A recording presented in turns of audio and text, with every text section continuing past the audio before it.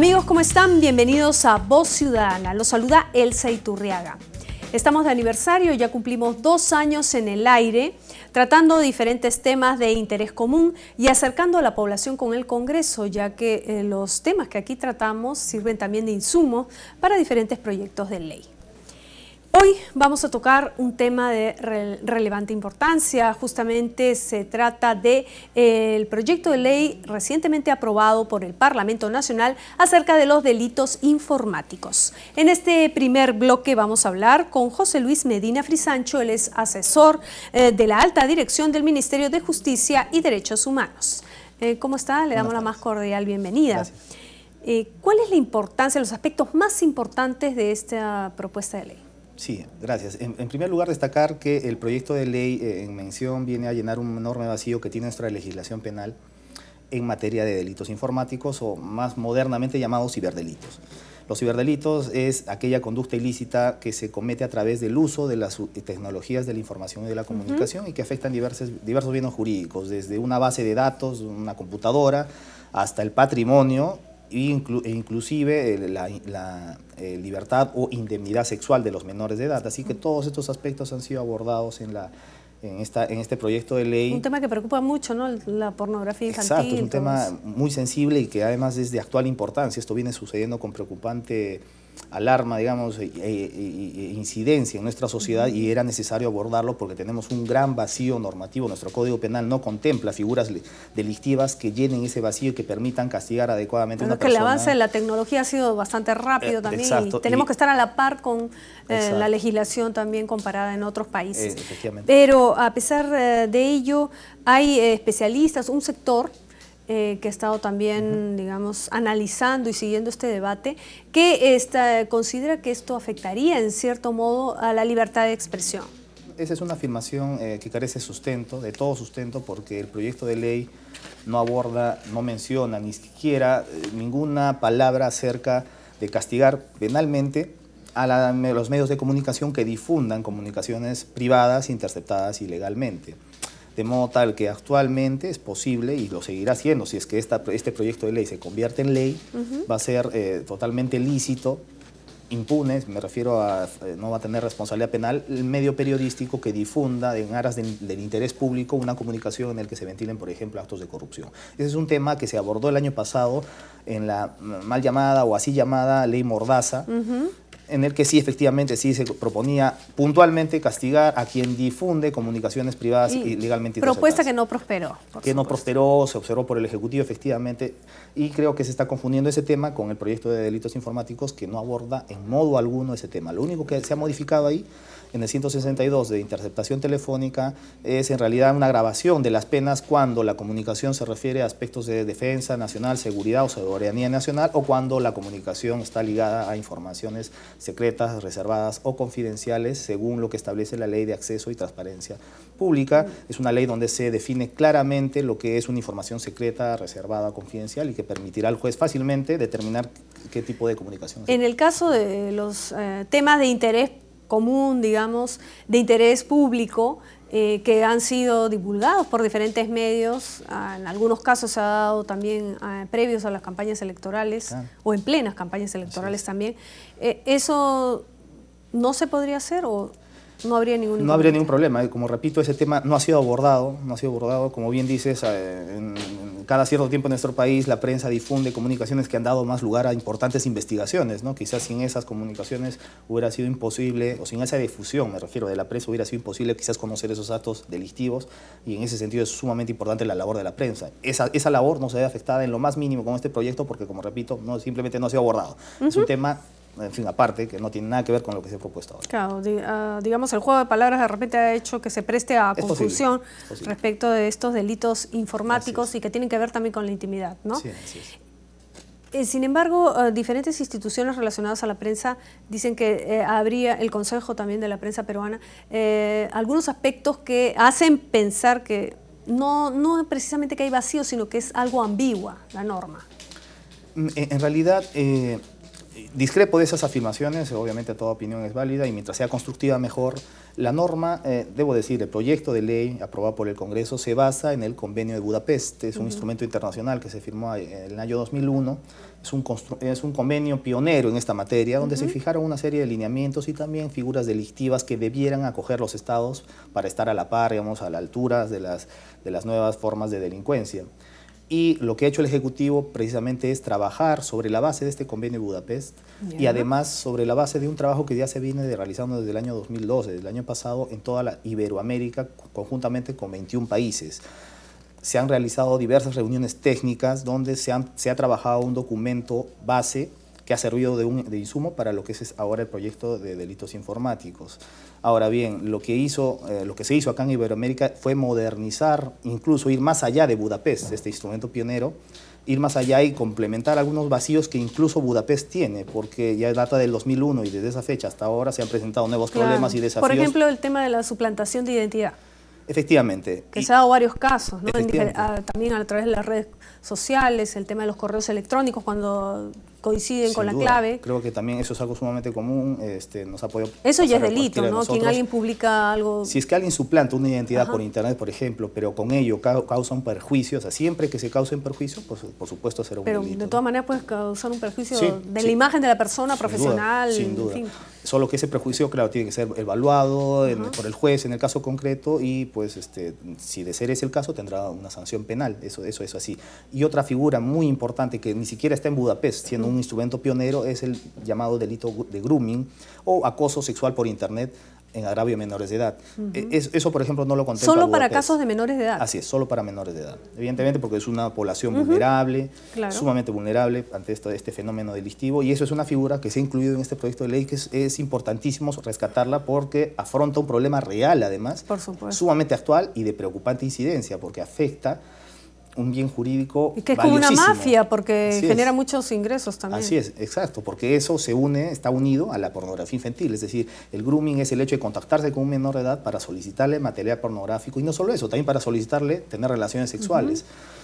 Entonces, esta figura castiga ya esa conducta, esa sola conducta, con independencia de que el sujeto haya conseguido o no el material pornográfico o haya tenido o no relaciones sexuales. Si es que ya en verdad logra tener relaciones sexuales, ya será otra pena por el delito de violación sexual. Un agravante. Si se quiere, un delito más grave, pero ya el solo hecho de contactarse con un menor con esos fines sexuales ya configura un delito. Así que eso es un avance sumamente importante que ojalá... Y esto de las estafas también, que por ahí te citan para un trabajo y no te... Claro, se ha construido, se ha tipificado una figura de fraude informático. Y el fraude informático es en buena cuenta el hecho de aprovecharse indebidamente del patrimonio ajeno a través del uso de las tecnologías de la información y la comunicación, a través de cualquier medio tecnológico. Puede ser un POS, una tarjeta clonada, etc.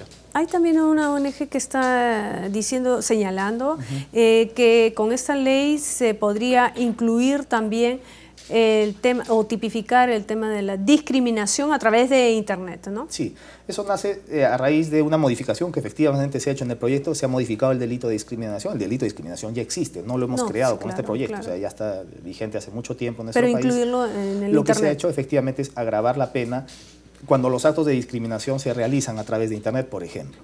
¿Por qué se ha hecho esto?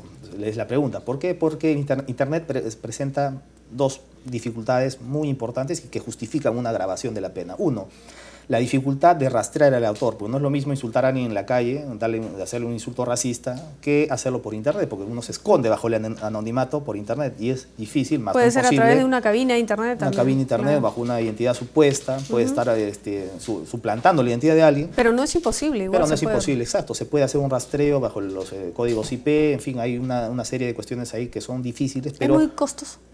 Sí, sin duda, equipar a la policía es una tarea que se debe reforzar. Ahora que si esto llega a ser ley, pues con mayor razón tendría que reforzarse el área de pericia, digamos, de peritos forenses informáticos de la policía, que ya lo tenemos, pero necesitaría ser reforzado. Pero la segunda razón por la que se agrava la pena es por el carácter masivo que tiene el Internet, porque un insulto no llega solo a 1, ni 10, ni 100 personas, puede llegar a miles. Claro, se difunde de manera masiva. Rápidamente, exacto. Entonces, eso hace que el daño ocasionado con el acto discriminatorio sea mayor. Y eso justifica a su vez una mayor pena, que es lo único que se ha hecho en este proyecto de ley. No se ha modificado cuándo se configura un delito de discriminación. Eso ya quedará a consideración del juez y tendrá que ver él, en todo caso, si es que un insulto puede tener carácter delictivo o no, ¿no? Eso ya quedará a criterio del juez, ¿no? Eso no se modifica. El daño, en todo caso, ¿no? El daño, la magnitud del insulto, de qué se trata, si es un insulto xenófobo, no sé, en fin. Eso ya y esto, bueno, esto es en el caso de personas adultas que cometen este tipo de delitos, pero en el caso de los escolares, por ejemplo, que está tan difundido en el tema de las redes sociales, que también está el bullying, claro. ¿Esto se incluiría también? Toda ley penal, todo delito que se incorpora en el sistema penal puede ser cometido sin duda por un menor de edad. Y cuando se comete por un menor de edad también tiene su propio camino, ¿no? Tiene su propia vía para ser procesado el menor. En nuestro sistema, en nuestro país, solo los mayores de 14 años pueden ser, digamos, sometidos al sistema de justicia penal juvenil, que es un sistema distinto, obviamente con otros criterios de imputación, otras reglas, pero, digamos, podría terminar en un internamiento en un centro juvenil. O sea, eso puede suceder siempre, dependiendo de la gravedad del hecho, obviamente, ¿no? Dependiendo de la gravedad del hecho, pero eso sigue su propio curso, ¿no? En el caso de quien suplanta identidad o accede, digamos, a borrar datos de una cuenta que no es propia, ¿no? Eso sí está sancionado penalmente según esta propuesta, pero no dice, digamos, no especifica, ¿no? La manera de repente. A ver, eso ya era delito antes, pero quizás la redacción que tiene el Código Penal, mejor dicho, actualmente es delito, porque esto todavía no es ley. Cuando sea ley, en fin, ya será otra historia. Ya estamos a puertas de que se promueva. Estamos próximos y ojalá esa sea la decisión del presidente de la República, pero, y eso ya era delito, pero de una forma algo poco clara, ¿no? Lo que hemos hecho ahora es tipificarlo de forma más clara siguiendo el Convenio de Budapest, siguiéndolo, no copiándolo, que, digamos, he escuchado críticas. Como referencia. Exacto, he escuchado críticas de que se han cambiado palabritas del Convenio de Budapest. Eso es totalmente normal, porque quizás sería poco serio transcribir literalmente lo que dice un convenio internacional sin saber a qué se refiere. Hay que adaptarlo a la realidad, mejorarlo si se puede, y eso no es un error, al contrario, es un acierto del Ejecutivo y del Estado en general, modernizar, complementar las legislaciones internacionales. Bueno, pero respondiendo a la pregunta, efectivamente, si una persona daña un archivo, ya incurre un delito, pero nuevamente el juez acá tendrá que evaluar en el caso concreto qué tan grave es el daño ocasionado con ese borrado. Pues no será lo mismo borrar un documento, un simple archivo, un correo electrónico personal, que borrar documentos que tienen oficiales, por ejemplo, que se dan cuenta de decisiones secretas del Estado. Obviamente el juez ahí tendrá que valorar, y felizmente al juez se le da una posibilidad, un abanico, un espectro, digamos, de penas donde el juez él valora, ¿no? Si la información es muy valiosa, muy sensible, pues se acercará al máximo, y si no al mínimo. En fin, eso ya queda al criterio del juez. Así es el derecho penal, o sea, esta no será la excepción. El juez siempre tiene la posibilidad de valorar. Entonces va a haber bastante trabajo para elaborar el reglamento, el futuro reglamento, porque si todo supuestamente va a quedar en función al criterio de los jueces. Sí. ¿No? Ahora, las normas penales por lo general no tienen reglamentos. Los reglamentos sirven para operativizar otro tipo de cuestiones. Los delitos simplemente contemplan conductas, criterios. Se establece en el código y nada más. Exacto, y el juez tendrá que saber cuándo esa conducta tiene o no relevancia penal. Incluso un homicidio, el tipo penal es muy simple, ¿no? Aparentemente dice, el que mata a otro será condenado a tal pena de prisión. Pero incluso en esos casos el juez tiene que valorar, tendrá que ver primero si es que el homicidio se hizo en legítima defensa, ¿no? O si lo atacaron primero, si lo provocaron, todo ese tipo de cuestiones el juez tiene que valorar. Así es el derecho penal. Entonces estaremos a la expectativa de que el Poder Ejecutivo promulgue la norma y no la observe. Sí, bueno, es lo que ustedes esa es la idea, ¿no? Tiene nuestro sustento técnico, ahí está, y esperemos que sea así. Bien, le agradecemos su participación en este primer bloque de Voz Ciudadana. No se mueva porque nosotros vamos a regresar con más luego de una breve pausa.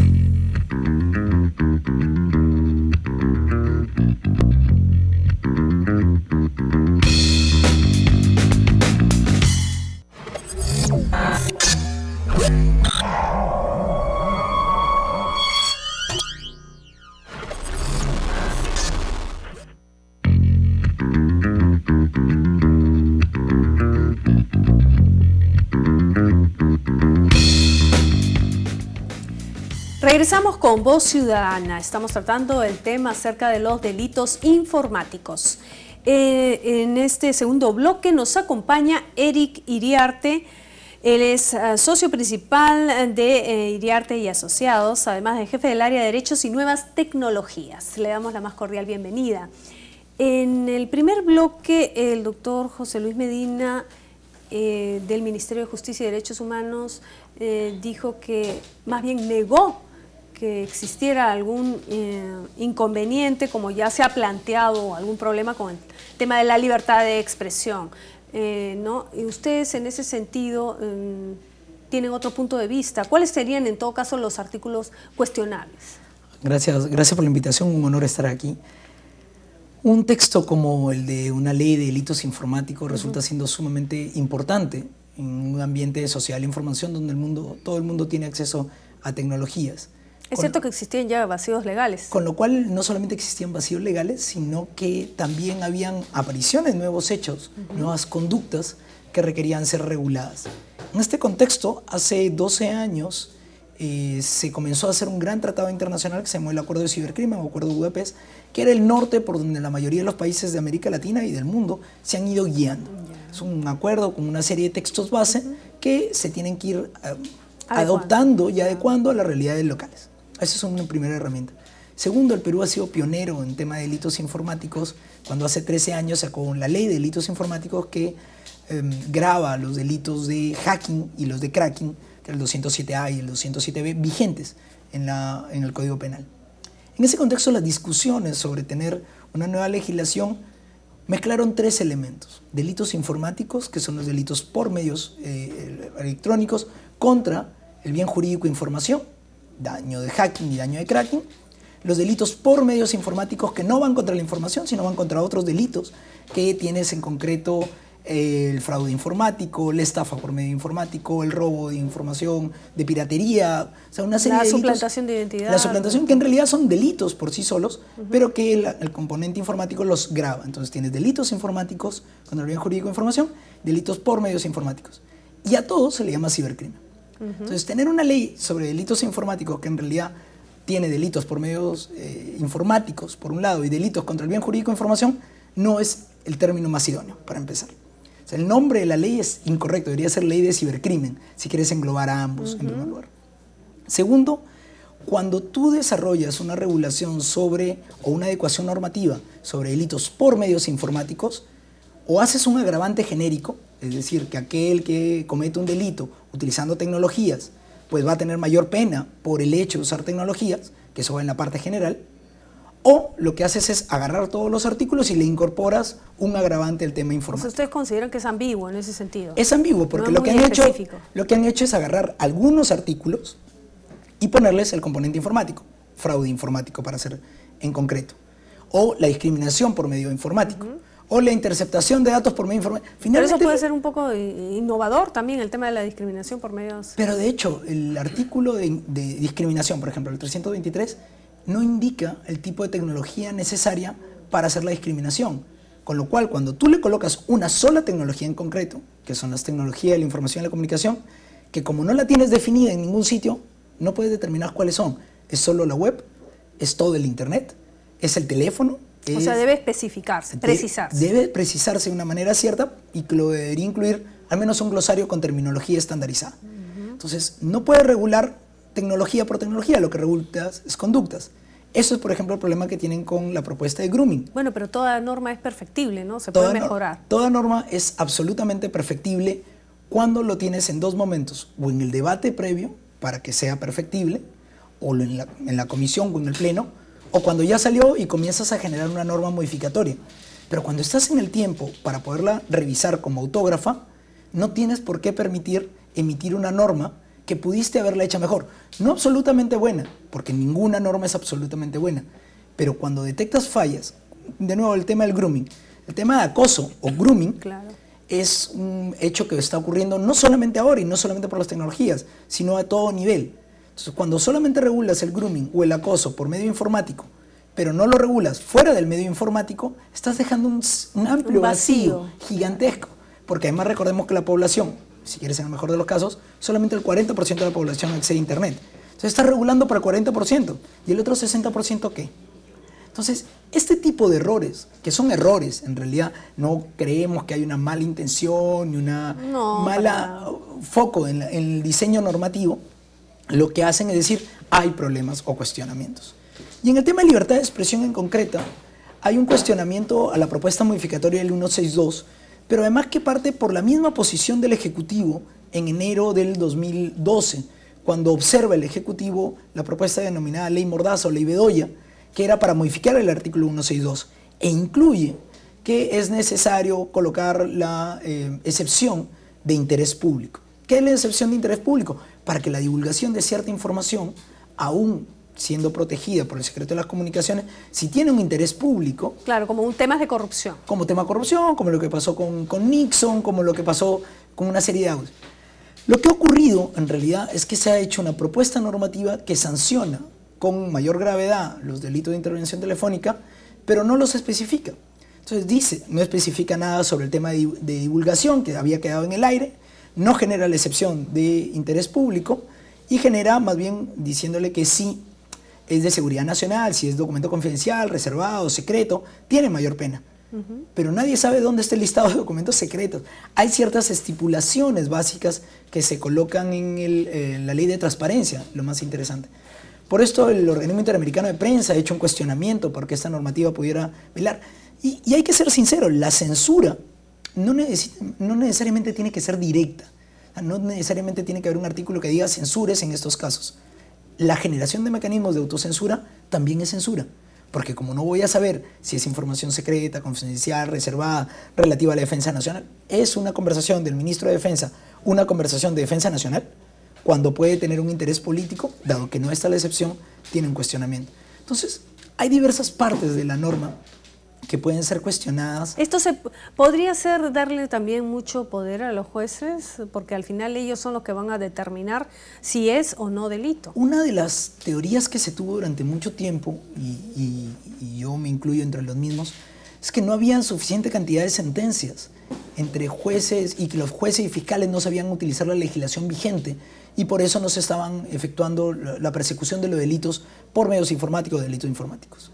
Hace 3 semanas empezó el primer taller de la Academia de la Magistratura sobre temas de cibercriminalidad y los jueces y fiscales dicen, pero esto ya lo venimos haciendo con el código vigente, por hurto agravado, por difamación, por robo de software, por suplantación de identidad, por discriminación, sino que muchos quedan en querellas o muchos de esos procesos no son conocidos. De hecho, me contaban el caso de que ya alguien por difamar por Facebook lo obligaron como sentencia que publique en un diario una nota diciendo que, bueno, pedía las disculpas del caso por la difamación que había hecho por Facebook. Es decir, jueces y fiscales lo que requieren es entrenamiento, no necesariamente nuevos artículos claro, pero esa en es el una Código excepción, ¿no? Digamos, porque no todo el mundo tiene conocimiento, de repente esto permite que ese tipo de resarcir este tipo de conductas, digamos, que van contra la imagen. Pero ciertamente, si tú planteas... Te toca un juez que sí hace justicia en claro, ese sentido, digamos, o que sabe más del tema. Pero entonces es un tema de desarrollo de capacidades en jueces y fiscales, no de desarrollo normativo. Y es pero un a tema nivel nacional, ¿no? De repente en provincia no es igual. Pero perfecto, es que eso es tarea de la Academia de la Magistratura. ¿Cómo es posible, si quieres ponerlo así, que sea el primer curso en el año 2013 cuando tenemos 22 años de Internet en el Perú? O sea, ya hay unos primeros huecos que podemos ir llenando. Alguna vez hay que empezar, claro. Y ya empezaron, pero no han empezado porque vaya a haber una norma. Han empezado porque tenían que analizar y ya lo han estado trabajando con las normas vigentes. Que nos lleva, por ejemplo, a un tema de discrecionalidad que puede y que ha sido cuestionado por la Sociedad Nacional de Industrias, por la Asociación Peruana de Software. O sea, el cuestionamiento de ustedes, perdón, es que la norma debe ser perfeccionada. La norma tal como está no debe ser promulgada. La norma tal como está tiene muchos posibles mejoras que se puede hacer, que más que cuando retorne a comisión, si es observada, va a tener la posibilidad de mejorarse, además con una posibilidad del Estado. Además, claramente, que cuando uno trata de adecuarse a un convenio internacional, lo primero que hace es firmar y adherirse al convenio, utilizar los herramientas de cooperación del convenio y luego adecuar la normativa, porque si no igual, si algún día nos adheríamos, íbamos a tener que buscar quiénes están adheridos al convenio de Budapest, la Comisión Europea, con quienes tenemos tratado de libre comercio, Estados Unidos, con quienes tenemos tratado de libre comercio, Japón, Nueva Zelanda, Colombia. Es decir, países que lo que están entendiendo es que todos estos delitos son transfronterizos. Es sumamente importante señalar que a veces en esta copia que han hecho de textos, porque han tratado de copiar algunos textos del convenio de cibercrimen. Bueno, pero si hay cosas que son válidas, digamos, no se pueden aplicar. No creo que se copie porque no va a ser textual, ¿no? De hecho, una de las cosas era esto, la propuesta que hacía en Budapest para el delito de la posesión de instrumentos que pueden servir para hacking, decía, sí, es penado toda creación de herramientas o posesión de herramientas que sirvan para hackear un sistema. Pero inmediatamente después, el mismo artículo coloca una excepción y dice, pero si esto sirve para analizar vulnerabilidades, ver si el sistema ha sido dañado, ver si alguien te quiere atacar, tienes una excepción. Ese segundo párrafo no fue incluido en nuestra propuesta. Lo que dice el Minjus es que no es necesario porque ya está en el artículo 20 una excepción genérica por funciones. Pero más que nada está pensada para ciertas funciones, además fue diseñada para para la policía y para los militares. Si esto fuera así de cierto, la primera transitoria de este mismo autógrafa es una excepción al artículo 183A. ¿Por qué? Porque ese artículo decía, el que posea imágenes pornográficas, una serie para el tema de pornografía infantil. Claro. La policía decía, oye, cuando yo hago una copia para hacer informática forense, para hacer análisis, estoy poseyendo la imagen. Necesito una excepción explícita. Claro, por si no ellos también estarían cometiendo delito. Pero entonces la pregunta es, ¿pero entonces el artículo 20 del Código Penal no servía también para eso? Entonces, es curioso que cuando se les cuestiona por qué no incluyeron la excepción en el artículo 10, que viene de Budapest, su argumento es ir al 20. Pero cuando se les dice, oye, pero lo has incluido la excepción explícita para el 183A, no dicen nada. O es para todos o es para algunos, o es algunos casos. Entonces, ¿quién va a determinar si está en el 20 o no? O lo peor de todo, vas a tener que ir ante un proceso judicial para demostrar que tenías una herramienta para analizar tu propia falla de vulnerabilidad. Cuando si tuviera la excepción, no hubieras tenido que ir ni siquiera a un proceso. Claro, la idea es evitar que esto se genere... Que se generalice, además se daña. Nadie quiere que esto se convierta en un paraíso del cibercrimen. Durante años me he dedicado a trabajar e impulsar el convenio de Budapest, se ha hecho en otros países, hay mucha gente trabajando en este tema, hay gente dedicada a que se pueda firmar, y no es que queramos que no haya cibercrimen. Lo que queremos finalmente es que haya una norma de cibercriminalidad válida, adecuada a los convenios internacionales y que además se combate el cibercrimen realmente y con herramientas válidas. No creemos que esta herramienta sea en este momento la más idónea. Nosotros le agradecemos su presencia aquí en Voz Ciudadana y los alcances que nos ha dado sobre esta importante propuesta de ley. Le reiteramos nuestro agradecimiento y nosotros llegamos al final de esta edición, no sin antes saludar a todo el equipo técnico y de producción del programa Voz Ciudadana, que estamos en nuestro segundo aniversario, y por supuesto a la Oficina de Comunicaciones del Congreso de la República. Bien, nos esperamos en nuestra siguiente emisión.